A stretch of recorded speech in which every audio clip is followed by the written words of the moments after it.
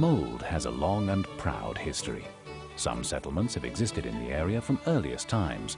A Bronze Age tumulus burial mound was excavated at Thlong in the 1950s, revealing a human skeleton and jet and stone necklace. The most important archaeological discovery was made in 1833 just off Chester Road, when a Bronze Age gold cape was found. It's about 3,500 years old and probably had belonged to a Bronze Age chieftain and is regarded as a fine example of Bronze Age craftsmanship and is exhibited at the British Museum, London. Close to the town are a number of Iron Age hill forts, such as Moel Gaer, Rosasmore. The Iron Age Celts were a warlike people, and these were their tribal capitals which they occupied in times of war.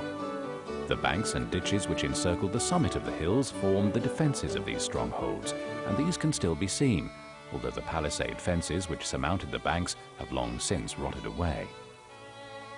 According to legend, Mold is reputed to have been the site of the Alleluia victory about 447 AD, when Christian Britons defeated an army of pagan Picts and Saxons. The Britons were greatly outnumbered, but their leader, Bishop Germanus of Auxerre, told them as the enemy approached to shout out, "Alleluia, Alleluia, Alleluia." As the place where they were gathered was surrounded by hills, their voices echoed loudly. The enemy assumed that they were facing a much larger force of Britons, and they took fright and fled. Many of them were drowned in the River Alyn or were cut down by the pursuing Britons. Although some scholars doubt that this could have been the site of the battle, the legend and claim is still strongly held locally and is commemorated by an obelisk erected in 1736 by Nehemiah Griffiths of Riel on the field opposite the Riel. St. Germanus's name is also remembered in the names of a farm, village, school and local streets. Near Mold at New Brighton can still be seen the remains of Wat's Dyke, built from near Welshpool to Basingwork on the Dee estuary by King Ethelbald, the Saxon king of Mercia, 716 to 757 AD, to mark the border between his lands and the lands of the Welsh.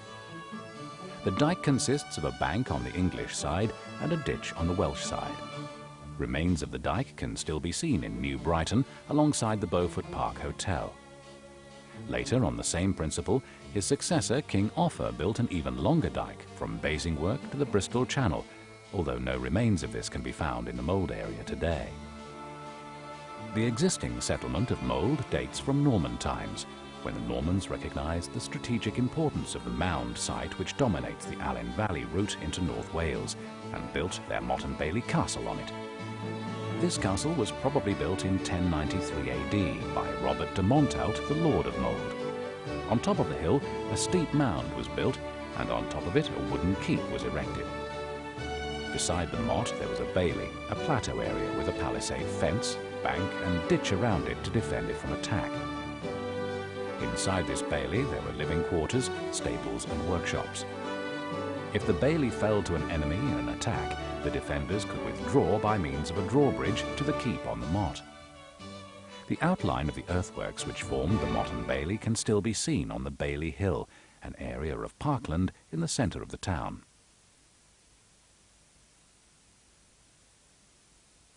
It's thought that the name of Mold is derived from the Norman lord's lands in Normandy, Montaut. But it could also be from Mons Alto, meaning the high mountain.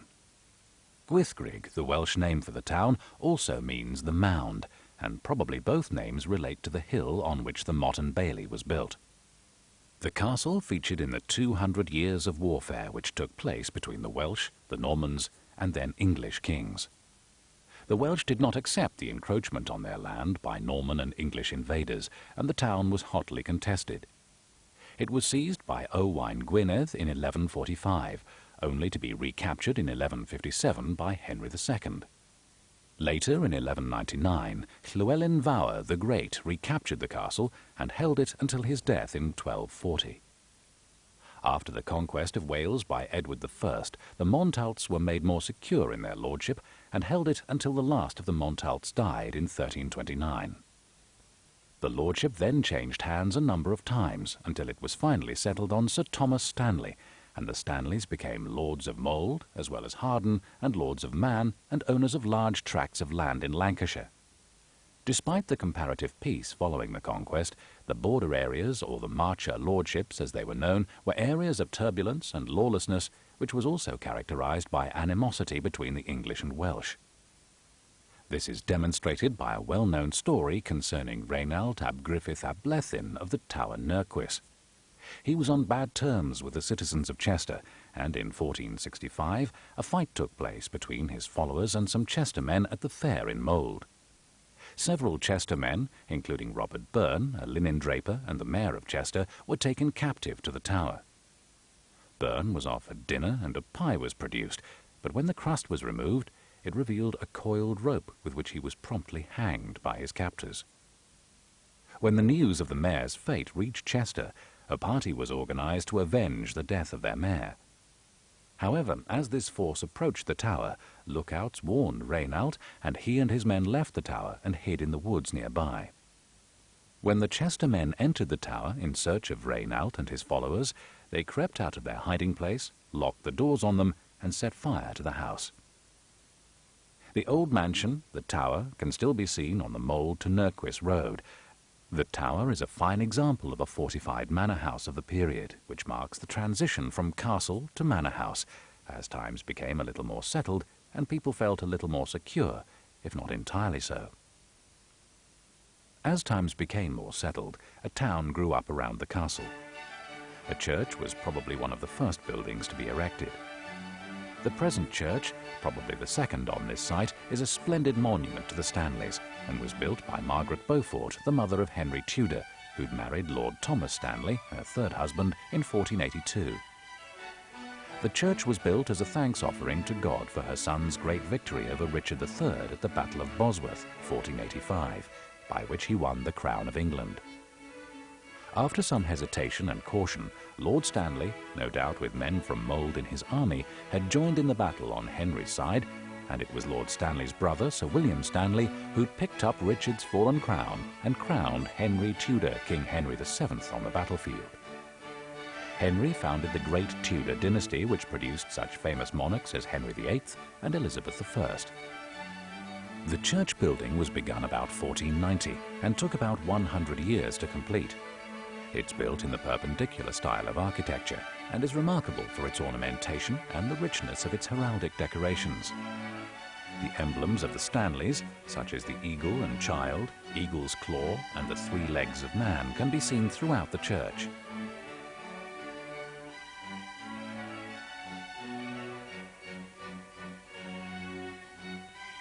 The Lady Chapel roof is original.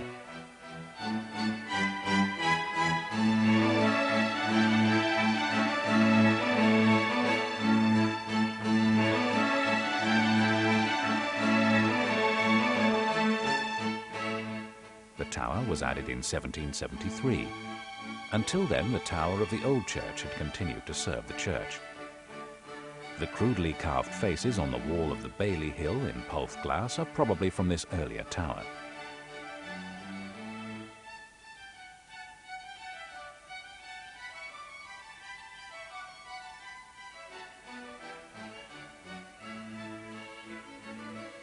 The church was restored in 1856 by Sir George Gilbert Scott, who added the apsidal chancel and new nave and south aisle roof.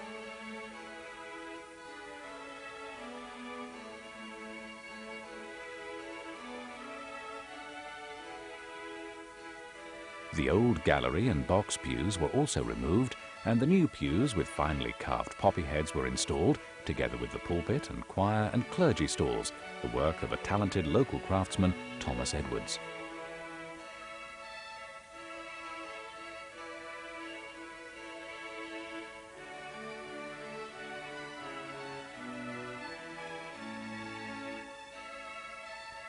The existing statue of the Virgin and Child in the exquisitely carved 15th century niche in the Lady Chapel dates from the 1920s, but it's believed that it originally held a figure known as Othello View, living image. In pre-Reformation times, Mold Church was famous for this statue of the Virgin Mary, or the Virgin and Child, which was reputed to have spoken, made signs, or performed some miracles. The Welsh poet Lewis Glyn Cothi sings its praises, and pilgrimages were made to it. At the time of the Reformation, there was a reaction against pilgrimages to such statues, which was regarded as idolatry, and they were removed from many churches and smashed. This was probably the fate of much of the original glass, only fragments of which now remain and have been pieced together in one of the south aisle windows.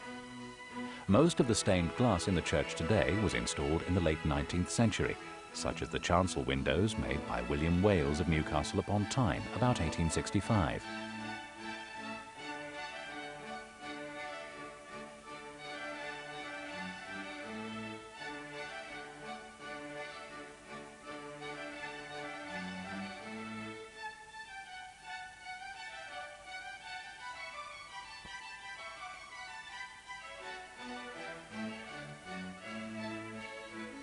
Following the Reformation and the Acts of Union 1536 and 1542, the local gentry families prospered, and this is reflected in the fine mansions they built for themselves. Pentre Hobin, built by the Lloyds in 1540, Goussainny, built by the Davis family in 1545, Place Teague, built by Sir John Trevor in 1610, and Rial, built by Evan Evans in 1634.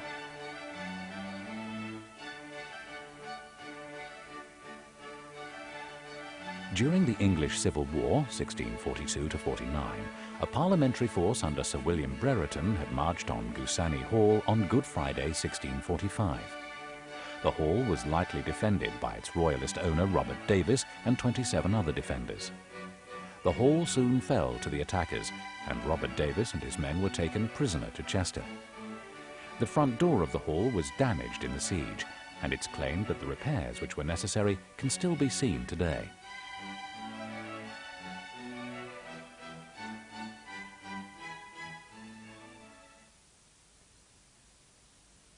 Although many of the older buildings have disappeared over the years, the street scene in most of the main streets of the town remain very much the same, and the streets and a number of buildings are still easily recognizable.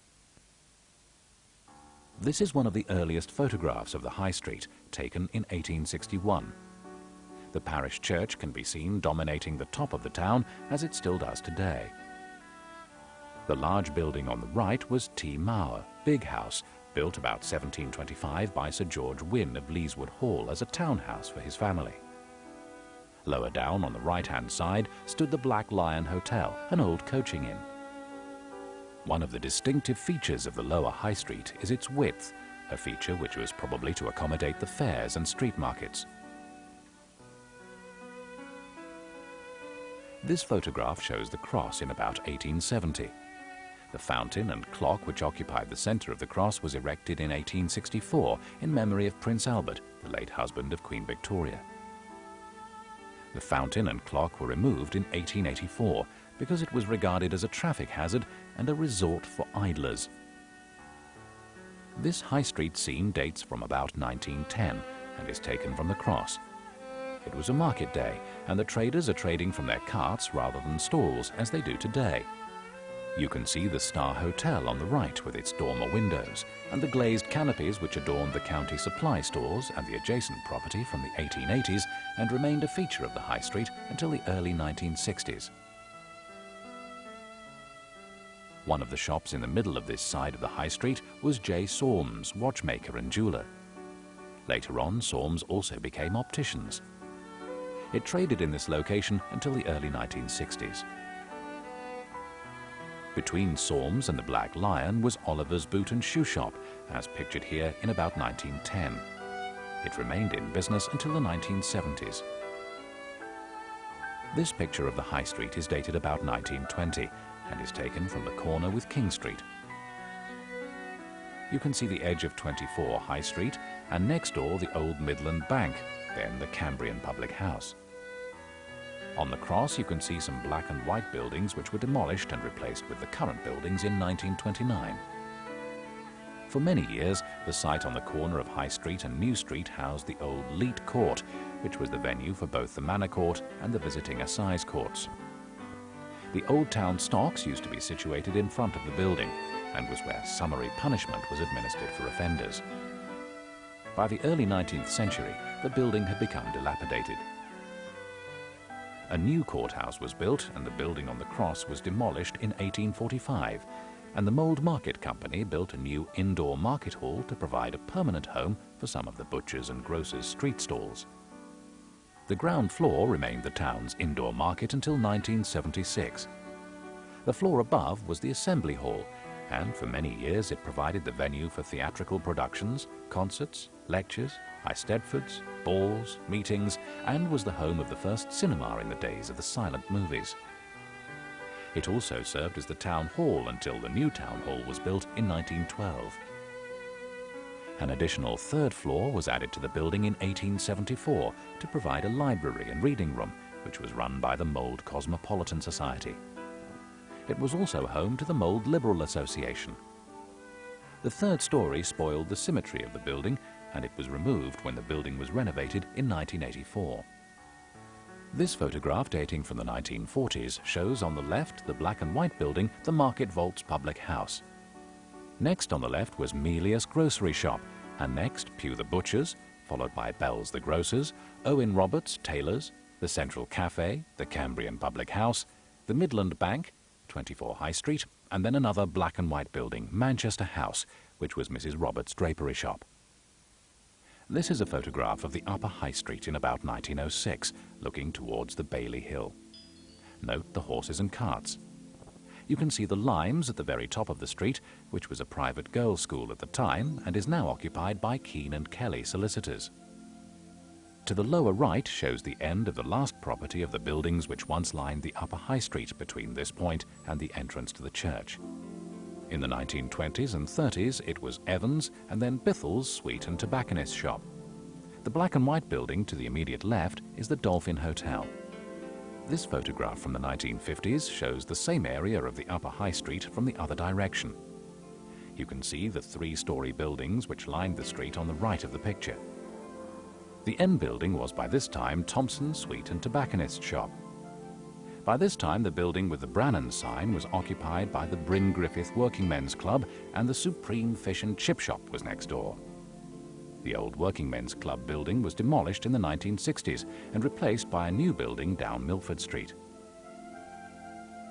Some other properties which once occupied the Upper High Street were Goualia House, 61 High Street, a tobacconist and sweet shop in the 1900s. The same property in the early 50s was Frost's Antique Shop. In the mid-1950s, the Liverpool Arms Public House and Willie Kunsel's, a watch and clock repairer. Further along was a derelict property, then Alexander's Top Shop, which sold toys and novelties, and next door was Mrs. Irene Peters, the photographer, her house, and then Thompson's Sweet and Tobacconists. W. Bellis Fishmonger and Greengrocer. Mr. Bellis was a familiar figure standing outside his shop in his cloth cap and brown overall. This photograph of 1958 shows the actual demolition of the old properties in front of the church. They'd been due for demolition in the late 1930s, but the outbreak of World War II had delayed this work. This is a picture of Chester Street in about 1907. In those days, Hunters, the tea-men, occupied the first building on the right, and they were in business until the 1950s. The next building on the right was the auction rooms owned by Charlie Adams. This is also a picture of Chester Street from the cross in about 1905. You can see the Grosvenor Hotel on the corner on the left, which was a pub until the 1960s. This picture shows the old post office, which was an imposing building in Chester Street. It was built in the 1900s with the original telephone exchange above it, which is shown here as it was in the 1960s. It was demolished in 1960 to make room for the new telephone exchange. Another building next door to the post office was the Savoy Cinema, built in 1926. This photograph was taken in the early 1970s. There was a shop on either side of the cinema. The one on the left used to be a sweet shop kept by two sisters, Harriet and Anne Jane Roberts, and later by Selby's newsagents and sweet shop, and the one to the right was Alwyn's the hairdressers. Sadly, this building was also demolished in 1975 to accommodate an extension to the telephone exchange. This is a photograph of New Street taken about 1910. On the right is the Cross Keys Public House, now the Pentan. Next door was J.K. Williams and was formerly the tailor's shop owned by Daniel Owen. In 1946, it was taken over by Mr. Glyn Towyn Jones. It's now been incorporated into the Pentan Public House. Further down the street on the right-hand side, with the lantern light on the wall, was the Royal Oak Public House. This is a picture of the left-hand side of New Street taken in the 1950s. Blundell's occupied the first shop that can be seen. They sold bicycles and prams. Next door was Beatrice Jones, a drapery shop, and then there was Eric Bradburn, the butcher's shop, then Frank Maddox, the barber, and Vipons, a newsagent's and toy shop. Next door was Edward Davis, baker's and confectioner's shop, followed by a hardware and ironmonger's shop owned by G.P. Hughes, known locally as Bill the Bowler. Next came Cook's shoe shop and then Ellis's grocers. There was then a row of 2 up and 2 down cottages, and then Bethesda Chapel, which was set back from the road. This is a photograph of Wrexham Street taken in 1909. The walls along the right-hand side are the walls of the properties in Marlow Terrace. The building with a lantern light outside is the Leeswood Arms. The cottages to the immediate left have long since been demolished, and the site is now occupied by the ex-Servicemen's Club. The building on the right with a tall chimney was a blacksmith's smithy. This photograph was taken about 1905 from the corner with Glanravon, looking towards the cross. The wall of the Britannia Public House is on the immediate left. This photograph, taken in the early 1900s, shows Wrexham Street from the corner with Grosvenor Street, looking towards the cross. The building on the left with the iron balcony was the Free Trade Hall, and the building to the right was known as Dufferin House. This second picture was taken in the 1950s. On the immediate left was Henshaw's bicycle shop, followed by a florist's. Glazier's furniture store now occupied the Free Trade Hall.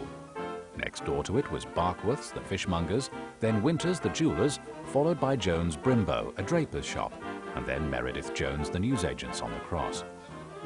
You can see the assembly hall with its 3rd story and the siren on the very top of it. This had been used to warn of air raids during the Second World War, and for many years after to call the voluntary firemen to the fire station to man the fire engine. The black and white building to the right was J.P. Jones, baker and confectioner's shop. This is a photograph of King Street in 1967. The wall of the Black Lion Yard is on the right-hand side, with the ambulance and fire stations set back and next to it. Lower down on the right are the old education offices. On the left-hand side you can see Llewellyn Jones and Armand Ellis's, the solicitors' offices. Next door is Wade's Cafe, now Benelli's Cafe. Behind the railings is the yard of the old VP school. This photograph shows the old education offices in King Street as they looked soon after they were built in the 1900s. This photograph shows the old National School, later known as the VP School, in 1962. The school building was set back from the road and was demolished to create a car park in the early 1970s. The imposing new town hall was built in 1911. It was a gift from Mr. Peter E. Roberts of Bromfield Hall. He'd made his money in the rubber industry in Manchester, but returned to live in Mold and was a chairman of the Mold Urban District Council. As well as providing a council chamber, it also had a lecture room and housed the town's library and reading room. It was the home of the Mold Urban District Council until local government reorganisation in 1974, and is now the home of the Mold Town Council and the local credit union.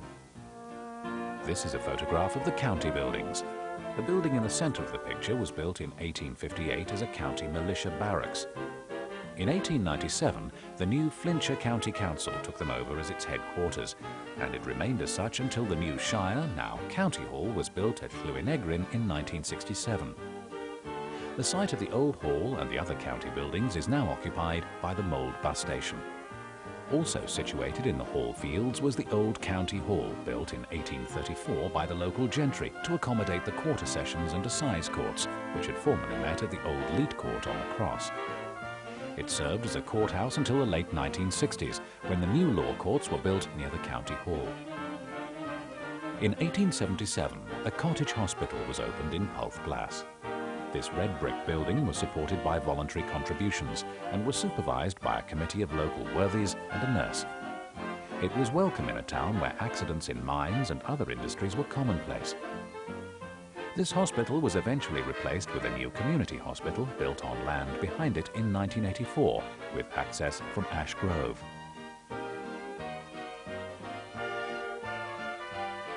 In 1870, a new model county jail was built just off the Mold to Ruthin Road to replace the old jail in Flint. It had a treadmill as part of the punishment regime for prisoners and other up-to-date features. However, in 1878, the Home Office took over responsibility for all prisons, and it was closed. It was bought as a Jesuit college and was known as St. David's. During the First World War, it was used as a military detention centre, and later it became a convent school and laundry run by nuns. Now only the imposing Warden's House remains as a private residence, along with the old, very high prison walls to the rear.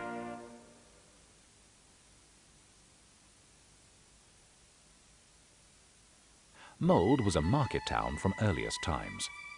Fairs and markets were held where people from the surrounding area would come into town to buy and sell produce like cheese, butter and eggs, animals and fowl.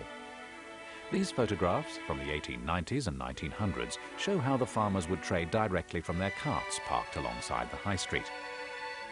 Later on, these were replaced by stalls, as shown in these photographs.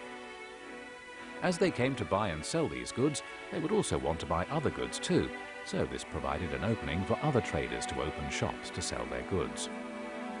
The cattle market on Mondays and Fridays and the street markets on Wednesdays and Saturdays are still important today and draw in traders and customers from a wide area and help to secure the town's importance and vitality as a trading and commercial centre.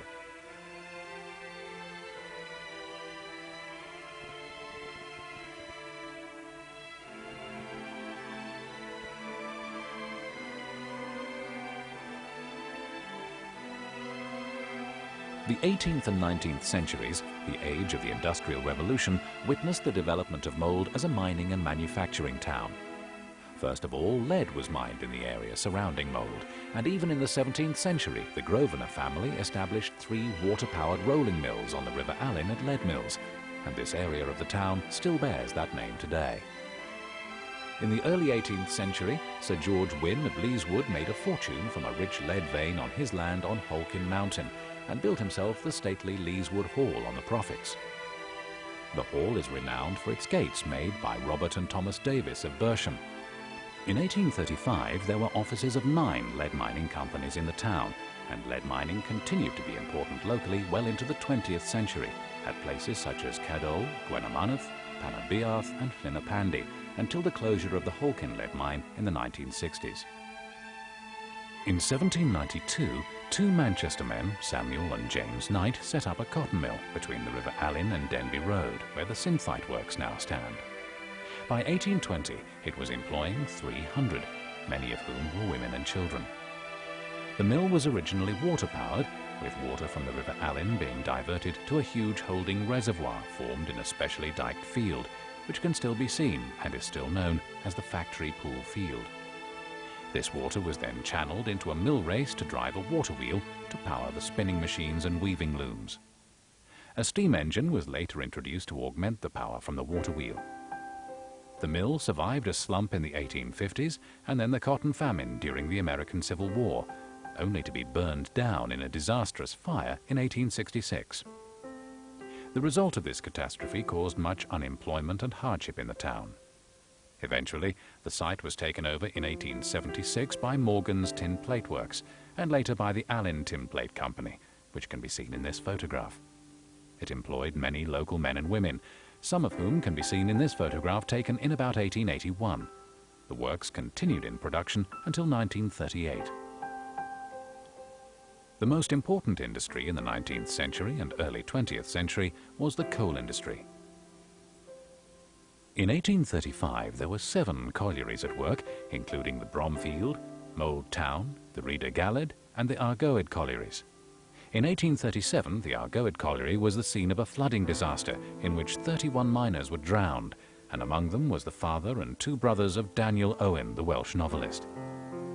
Often men and boys were killed in underground explosions and from foul air in what was a very dangerous job. Families robbed of the breadwinners by such accidents had to endure great hardships. Coal mining posed other risks too. The new county hall, built in 1833, was nearly wrecked by subsidence caused by the nearby Mold Town Colliery, and a grand Gothic lantern tower on the roof of the building had to be dismantled to reduce the pressure on the walls, which had to be strengthened with rods, screws and braces to secure the building. The Industrial Revolution, while bringing much-needed jobs for local people, also resulted in social and industrial unrest. The most serious example occurred in June 1869 with the Mold Riot, which followed the jailing of 2 miners found guilty of assaulting the underground manager at the Leeswood Coal Company, who the miners blamed for reducing their pay. Miners and their families surrounded the courthouse, and soldiers from Chester were called to help the police. As the police and soldiers were escorting the prisoners to the station for transfer to Flint Jail, they were pelted with stones and several were injured. Eventually, the soldiers opened fire on the rioters and 4 people were killed, 2 of them women, and 20 were wounded. This drawing, which appeared in the London Illustrated News 1869, captures the scene of the riot at its height and shows quite clearly the old railway buildings and the soldiers opening fire on the rioters. More troops were drafted into the town to help to deter further disturbances. A number of the rioters were later arrested and put on trial for their part in the riot. 5 were sentenced to 10 years hard labour. In the late 19th century, Mold, as the county town of Flintshire, became the headquarters of the new Flintshire County Council. Its first home was in the old county buildings in the County Hall Fields.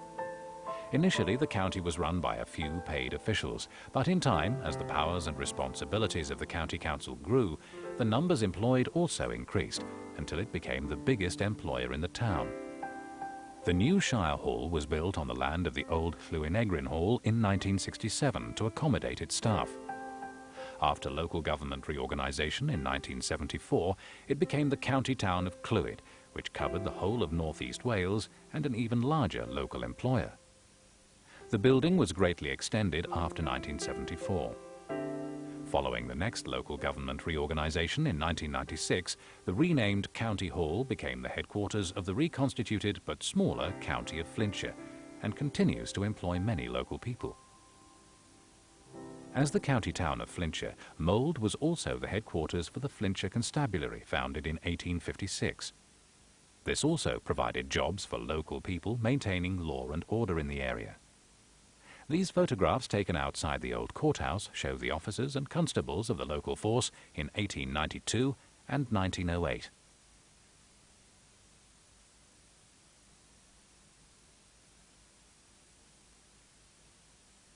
In addition, Mold had its own fire brigade, as this photograph shows, although in those days it would have been made up entirely of volunteers who had other jobs.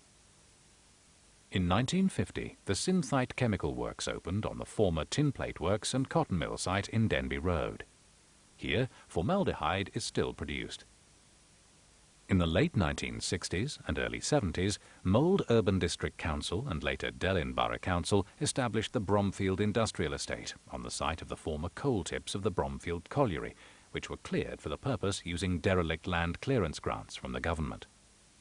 Light industrial units were built and were occupied by small-scale light industries, which helped to provide a range of jobs for local people. Later on, further space for such light industrial units has been provided on the site of the old coal tips of the Broncoid Colliery. In this sense, new industry is rising like a phoenix from the ashes on recycled brownfield sites to replace the old defunct industries which once served the town.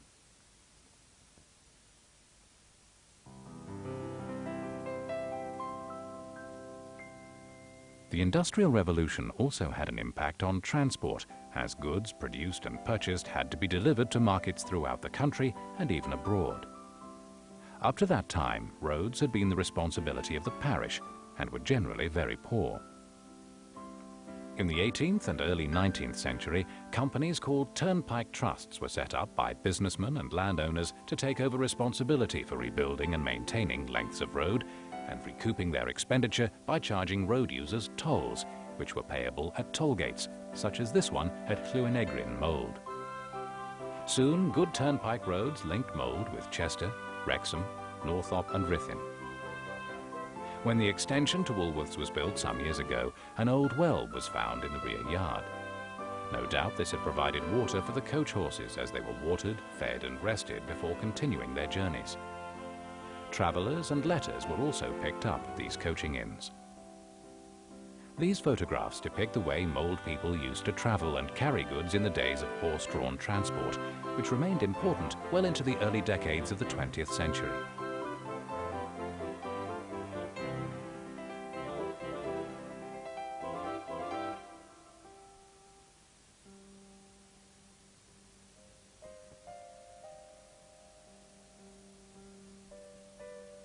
In 1849, the Chester to Mold railway line was opened and was extended to Denbigh in 1869. The new transport system itself gave new employment opportunities for station masters, train drivers, firemen, guards, porters, ticket sellers, as well as providing an impetus to local industries which could now transport their goods more easily and quickly to any parts of the country. The railway remained open as a passenger line until the Beeching cuts of the early 1960s, and remained open for goods traffic to the Synthite Works and to Riamuin Ministry of Supply Depot well into the 1970s. The old station was then taken over by Mold Builder Supplies until it was bought by Tesco's, who demolished the old buildings and built a supermarket store in the site in the late 1980s. This modern work of art in Chester Street, provided by Aldi's supermarket chain, celebrates the age of steam and the railway which once served the town. From about 1905, omnibus transport began to compete with the railways. The first buses were privately operated. This particular bus used to take local girls and women to Messrs. Courtaulds Rayon Mills, Flint. By 1919, the Crossville Motor Company started bus services in Mold, and in 1923 they opened a bus depot and garage in Chester Road, Mold. Before long, they'd driven most of the other companies and operators out of business. Crossville dominated the local bus services until the 1990s. The old bus stations used to be situated on either side of Chester Street, close to the bridge over the railway line. A new bus station was built in the 1980s between Chester Street and King Street, following the demolition of the old county buildings and education offices. The arrival of the omnibus as a means of transport also opened up the possibility of day trips to the countryside and to the coast. Often these took the form of works outings, Sunday school trips or bank holiday outings, which people saved up for and looked forward to in the days when holidays with pay were not even a pipe dream.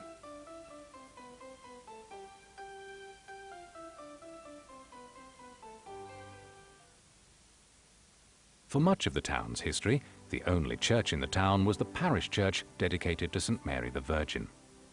Until the Reformation of the 1530s, it was a Roman Catholic church. After the break with Rome under King Henry VIII, it became an Anglican Protestant church to which all citizens were expected to attend. For many years there were penalties for those who did not. However, in Mold, as elsewhere, there were those who continued to cling to the old Catholic faith, as well as Protestant dissidents for whom the Anglican Church was not Protestant enough. An interesting feature dating from these times can be seen on the land at the Real, where in the 17th century a former owner, Thomas Edwards, allowed the Baptists of Wrexham and Flintshire to build a baptistry where they could administer baptism by total immersion in relative seclusion.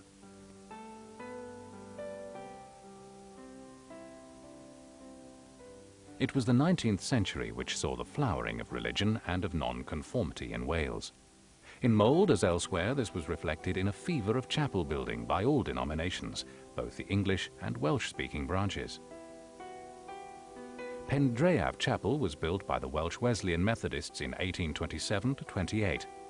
The chapel still stands and is a listed building with an ashlar facade with a circular petalled panel. The building now serves an evangelical group known as King's Church. In 1827, the Welsh Congregationalists built Bethel Chapel in New Street. This red brick and stone building was demolished in 1983 and replaced with a new modern building. In 1863, the English Congregationalists built a Gothic-style church in Tuthin Street, which was known locally as the Free Church. In this photograph taken in about 1890, the church had a spire, which has since been removed. The building still stands and is now known as the Tuthin Street Church, after the merger of the United Reformed Church and English Presbyterians. Also in 1863, in New Street, the Welsh Calvinistic Methodists built the imposing Bethesda Chapel with its Corinthian portico and decorated capital columns. The new chapel replaced an earlier one in Pontorwyl, which is shown in this drawing. The Welsh novelist Daniel Owen worshipped at Bethesda. This is also a listed building and continues to serve what today is known as the Welsh Presbyterian Church. In 1863, the Roman Catholics built a church and school dedicated to St. David in Forth Vine to serve the growing Catholic population. Previously, Mass had been said in hired rooms. The old St. David's Church was very small, and by the 1950s, the congregation had long since outgrown the building. A new church was eventually built and opened in 1964.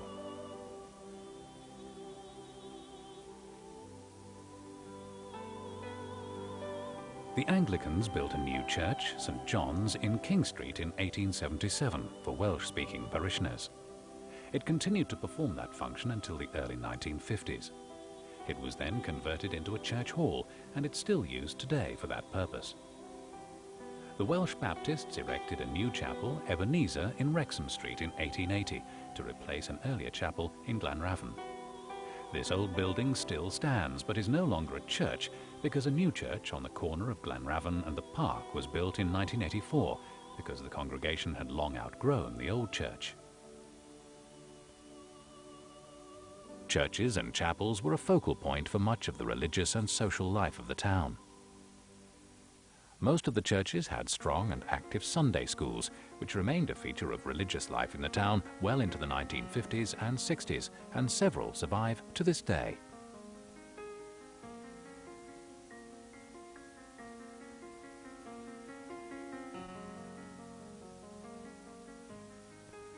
Coupled with the religious revival in the 19th century, there were also major developments in education, which arose largely from the same motives, to save men and women for Christ.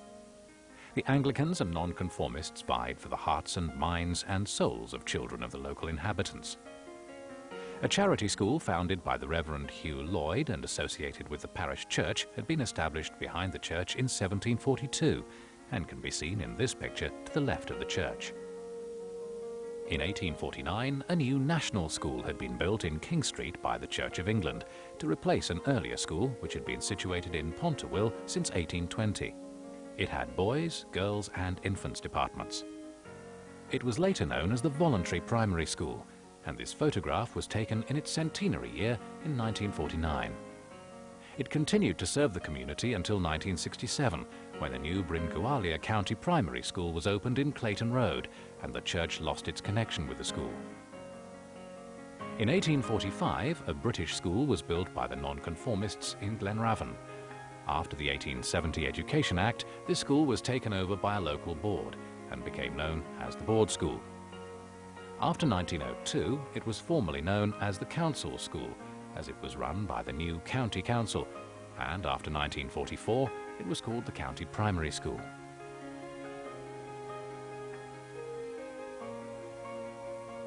In 1961, this building became Ysgol Glenravon, a Welsh medium county primary school, when the English medium county primary school moved to new premises in Bryn Cork Lane.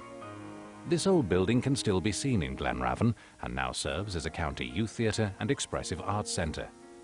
The St. David's Roman Catholic School was established in 1863 alongside St. David's Church. A new Roman Catholic primary school was built in St. David's Lane in two phases in 1961 and 1965. In the closing years of the 19th century, the Allen County School was opened initially as a private school in King Street, but later moved to Bromfield and in 1886 to Preswalva in Hendy Road. The school then moved in 1899 into newly built premises in Victoria Road. It became the county school following the Welsh Secondary Education Act of 1902. In order to gain admission to this school, pupils had to pass a scholarship at the age of 11, and even then, because fees had to be paid by parents for books and uniforms, the prospect of taking up a place at the county school was out of the reach of many pupils from poor families. For such pupils, and those who failed the scholarship, there was no alternative but to stay on in the primary schools until they reached the school leaving age of 14. A new modern secondary school, or central school, was built on the Broncoed Park area in order to accommodate these older pupils who did not go to the county school.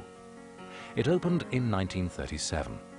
After the passage of the 1944 Education Act, the county school became the grammar school, and all fees were abolished.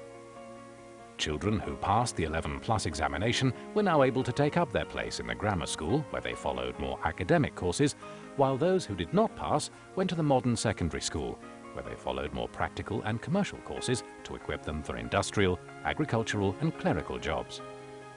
The modern secondary school in the 1960s was renamed Ysgol Daniel Owen. Following the adoption of comprehensive education in Flintshire in 1967, Ysgol Daniel Owen was merged with the Allen Grammar School to form the Allen High School. Now, all pupils at 11 transferred from the local primary schools to the same secondary school. For the first few years, the school operated on the sites of the former schools until the Daniel Owen building was extended and remodelled to accommodate all the pupils. The former grammar school building was remodelled and refurbished and was taken over by Bryn Coch CP School. This then enabled the Glanravon Welsh Medium Primary School to be moved into the more modern former Bryn Coch building. In 1961, a Welsh medium secondary school was opened on land off Conway Street to provide a continuation of Welsh education for those pupils who'd received their primary education at Ysgol Glanravon. Mould men and women have played their part in all the conflicts which have affected Britain since the earliest of times. At the turn of the 19th and 20th centuries, between 1899 and 1902, Britain was engaged in the Boer War.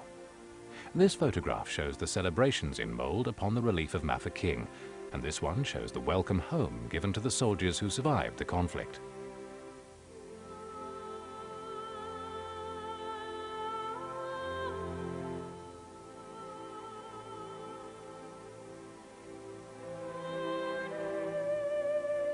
There is no memorial as such to those who died in the Boer War, but the original trees which line the High Street were planted in their memory.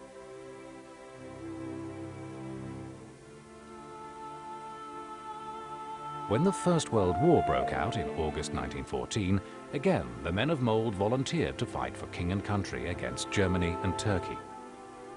This photograph shows local territorial soldiers of the 5th Battalion of the Royal Welsh Fusiliers in 1913-14 about to leave from Mould railway station for training camp. 1 million men were killed in great battles such as the Somme, Ypres and Gallipoli.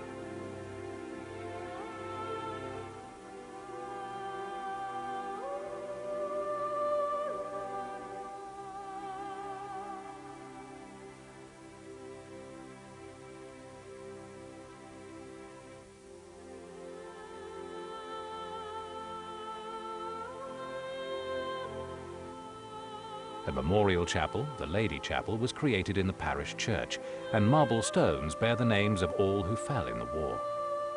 It's said that the black and white marble floor design of the chapel represents the trench system of the Western Front. In the early 1920s, a town cenotaph was erected at the entrance to the Bailey Hill, with the names of those who died in the war inscribed upon it. This became the focal point of the town's annual Armistice Day or Remembrance Day parade and service.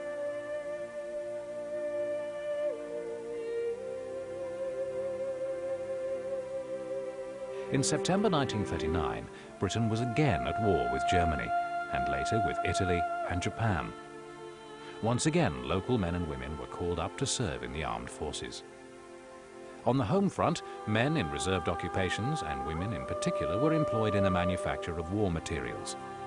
Vickers Armstrong had opened an aircraft factory at Broughton in 1938, and the workforce there produced Wellington and later Lancaster bombers for the Royal Air Force. At Rhydymuyn, ICI had built a factory just before the war, and this was involved in the production of ammunition and poison gas, just in case the Germans used such chemical weapons again.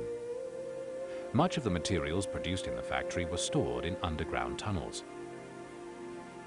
The relative safety of the town meant that it received numbers of children evacuated from Liverpool to escape the worst effects of the Blitz. These evacuees were mainly allocated to local families. Some of these evacuees never returned to Merseyside after the war. Once again, many local people lost their lives in the war. Their names have also been inscribed on the cenotaph and are remembered still each year on the Sunday nearest to the 11th of November.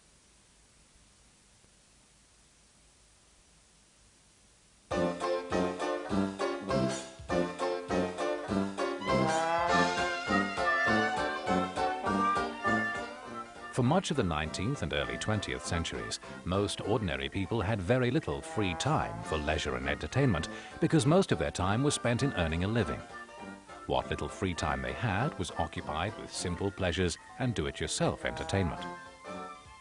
As the work was long, hard and hot in the pit and in the tin works, many men gravitated to the pub to quench their thirst and try to escape from the realities of their hard lives. Mold had a great many more pubs in those days than it has today, even though the population is much bigger now. Hard drinking was a problem, as these men earned very little money and could easily squander their hard-earned wages in bouts of drinking, particularly on payday. Of course, it was the wives and children who suffered most as a consequence, for there would be nothing to live on for the next week.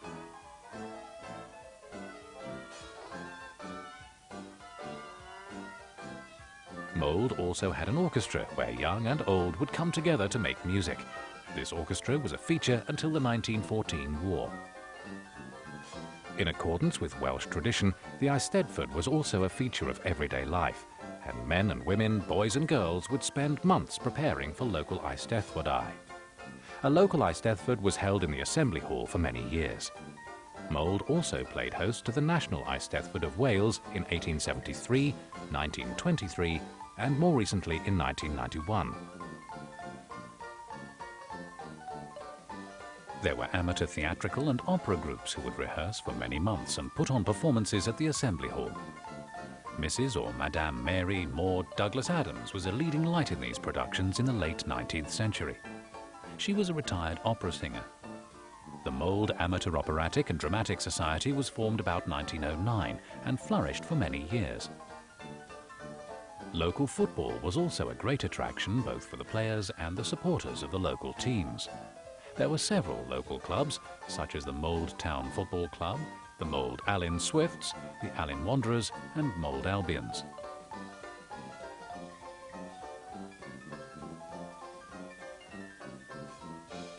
Mold Alexandra Football Club still represents the town. Mold also had its cricket club, as it still does. It probably dates from about 1866. There also appears to have been a ladies' cricket team in the 1890s. Mold Cricket Ground and Clubhouse is situated in Chester Road. The Mold Rugby Club was formed in the 1930s but fell into abeyance, was revived in the 1960s and is now a thriving club with its ground and clubhouse in Chester Road, Mold. Crown Green Bowling was also very popular. Mold Subscription Bowling Club was a private club which played on a small green behind the Dolphin Hotel. For the youngsters, there were organisations such as Guides, Brownies, Cubs and Scouts.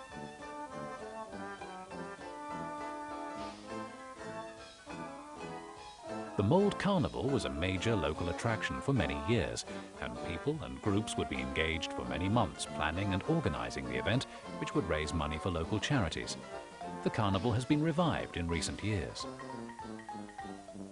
For many years, the old Assembly Hall served as a local cinema in the days of the silent movies. The best seats were on the stage. The films were accompanied by a pianist who played background music to suit the various scenes in the film. In 1926, a purpose-built cinema, the Mold Savoy, was opened in Chester Street.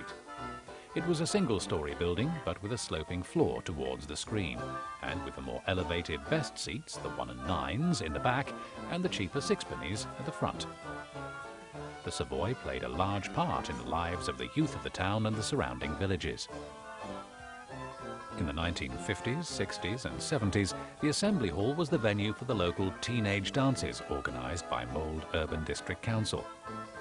Probably its greatest claim to fame in these years was that the Beatles performed there in October 1962, just after they'd made their first #1 hit. In the late 1950s and 1960s, EM's Snack Bar was also a great attraction with the teenagers because it had a jukebox with all the latest pop records. Teenagers would spend hours in there, particularly on Saturdays and during the school holidays, listening to pop music and making one cup of coffee last all afternoon. In 1974, the Mold Sports Centre was opened. It was built as a joint project by the then Flintshire County Council, Mold Urban District Council and Holywell Rural District Council. In 1976, Clwyd County Council opened Theatre Clwyd on the outskirts of the town. As well as providing a purpose-built theatre with its own nationally recognised production company, it also had a small film theatre and gallery for exhibitions. Over the years, the theatre has staged some outstanding productions, and some of the best-named actors and actresses have appeared on its stage, such as Anthony Hopkins, Vanessa Redgrave, and Eileen Atkins.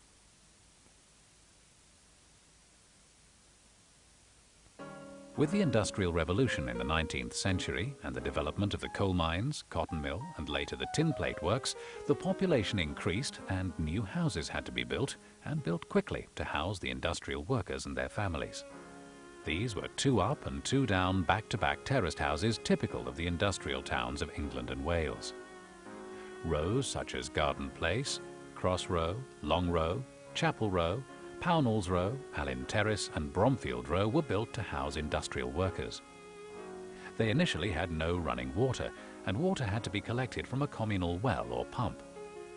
The toilets in the yard were just a plank of wood with a hole in it and a hole in the ground beneath it.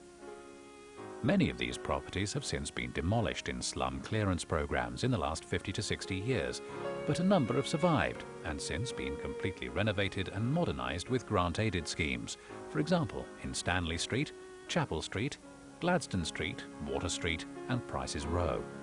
Houses were also built in the 19th century to house the new middle class of industrialists and business people.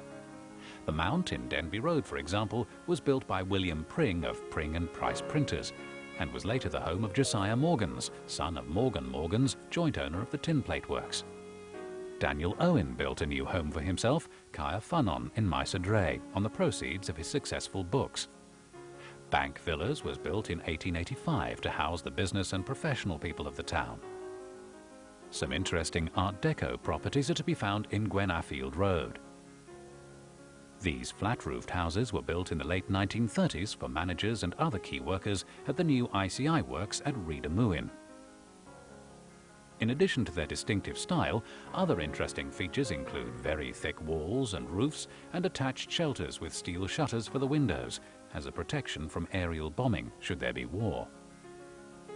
As part of the slum clearance schemes both before and after the Second World War, new housing estates were built by the council to accommodate those who needed rehousing and the growing population. These council houses were 2, 3 or even 4-bedroomed houses and had hot and cold running water, bathrooms, toilets and substantial gardens at the front and back. The first council houses to be built in Mold were in Alexandra Road and Ambrose Terrace in 1919. Followed by others such as Drevlan. Following the Second World War, new council houses were built in Park Allen and Bromley Estate. The 1950s saw the development of Queen's Park. With the new prosperity of the 50s and 60s, more houses were built for sale. For example, the 1960s saw the new private estate development such as Woodlands Close, Havod Park and Forth Pentre, and such development is still taking place to meet demands from both local people and newcomers to the area.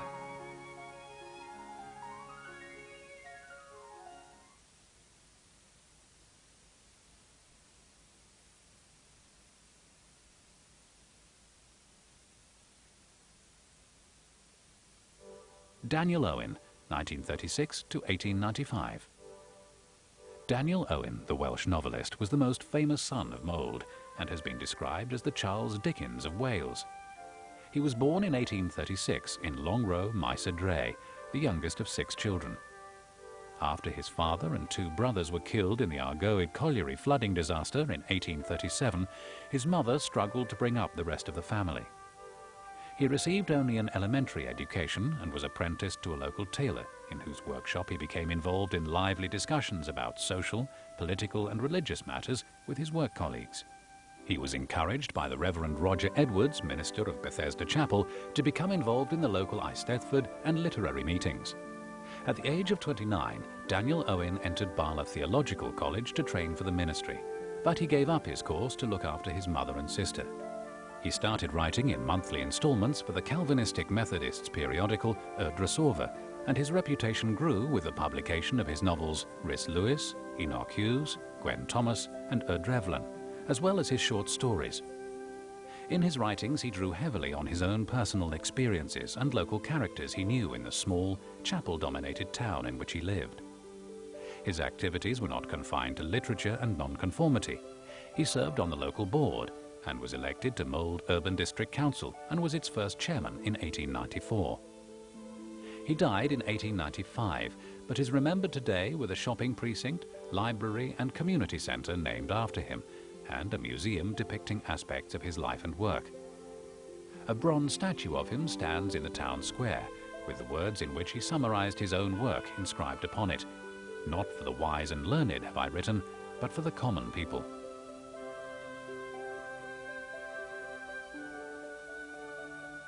John Ambrose Lloyd, 1815 to 1874. John Ambrose Lloyd was born in a house in the Upper High Street in 1815. He's credited with getting nonconformist churches to realize the importance of sacred music in acts of worship. Before then, many churches took the puritanical view that music had no place in the worship of God. He set a very high standard for the Welsh hymn tune and gave it special dignity. His hymns can now be found in the hymnals of most denominations throughout the world. Richard Wilson was born in Penygoes near Machynlleth in 1713. He was related to the Wynn family of Leeswood, and it was in Mold that he spent his childhood. At 16, he went to London to study. In 1750, Wilson went to Italy, where he gained a reputation as a landscape artist. He later became one of the founders of the Royal Academy and its librarian. He returned to Colomendy near Mold in 1781, and during this time he painted his Welsh landscapes. He was regarded as the greatest landscape artist of his day. He's buried in Mold Parish Churchyard, and in the church there's a brass plaque and a stained glass window commemorating his life and work.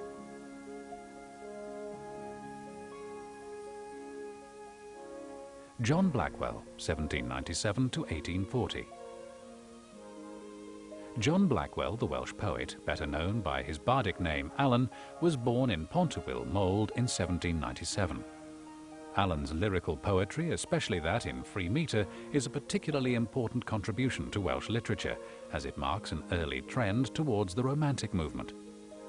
His promising career was cut short by his death at the comparatively young age of 43.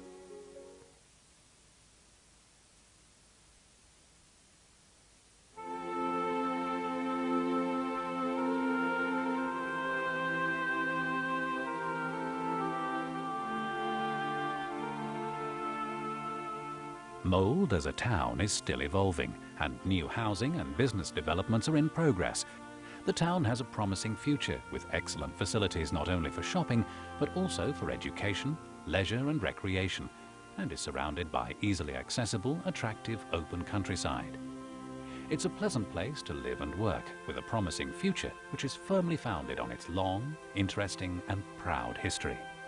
It also has much to offer and fascinate the tourist and visitor.